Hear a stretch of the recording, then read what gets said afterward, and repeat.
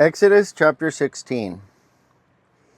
And they journeyed from Elim, and all the congregation of the children of Israel came to the wilderness of Sin, which is between Elim. Hold on, let me get this straightened out a little. Sorry about that. Which is between Elim and Sinai, on the 15th day of the second month after they departed from the land of Egypt, when the whole congregation of the children of Israel complained against Moses and Aaron in the wilderness. And the children of Israel said to them, "Oh, that we had died by the hand of the Lord in the land of Egypt, when we sat by the pots of meat, and when we ate bread to the full. For you have brought us out into the wilderness to kill this whole assembly with hunger." Then the Lord said to Moses, "Behold, I will rain bread from heaven for you, and the people shall go out and gather a certain quota every day, that I may test them, whether they will walk in my law or not. And it shall be on the 6th day that they shall prepare what they bring in, and it shall be twice as much as they gather daily." Then Moses and Aaron said to all the children of Israel, "At evening you shall know that the Lord has brought you out of the land of Egypt. And in the morning you shall see the glory of the Lord. For he hears your complaints against the Lord. But what are we that you complain against us?" Also Moses said, "This shall be seen when the Lord gives you meat to eat in the evening, and in the morning bread to the full. For the Lord hears your complaints which you make against him. And what are we? Your complaints are not against us, but against the Lord." Then Moses spoke to Aaron, say to all the congregation of the children of Israel, "Come near before the Lord, for he has heard your complaints." Now it came to pass, as Aaron spoke to the whole congregation of the children of Israel, that they looked toward the wilderness. And behold, the glory of the Lord appeared in the cloud. And the Lord spoke to Moses, saying, "I have heard the complaints of the children of Israel. Speak to them, saying, At twilight you shall eat meat, and in the morning you shall be filled with bread, and you shall know that I am the Lord your God." So it was that quail came up at evening and covered the camp, and in the morning the dew lay all around the camp. And when the layer of dew lifted, there on the surface of the wilderness was a small round substance, as fine as frost on the ground. So when the children of Israel saw it, they said to one another, "What is it?" For they did not know what it was.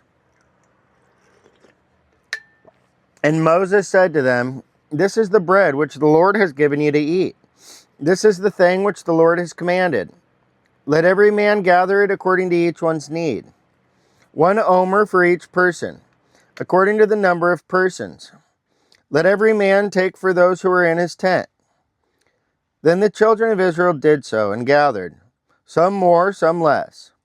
So when they measured it by omers, he who gathered much had nothing left over, and he who gathered little had no lack. Every man had gathered according to each one's need. And Moses said, "Let no one leave any of it till morning." Notwithstanding, they did not heed Moses, but some of them left part of it until morning, and it bred worms and stank. And Moses was angry with them. So they gathered it every morning, every man according to his need, and when the sun became hot, it melted. So it was on the 6th day that they gathered twice as much bread, 2 omers for each one. And all the rulers of the congregation came and told Moses. Then he said to them, "This is what the Lord has said. Tomorrow is a Sabbath rest, a holy Sabbath to the Lord.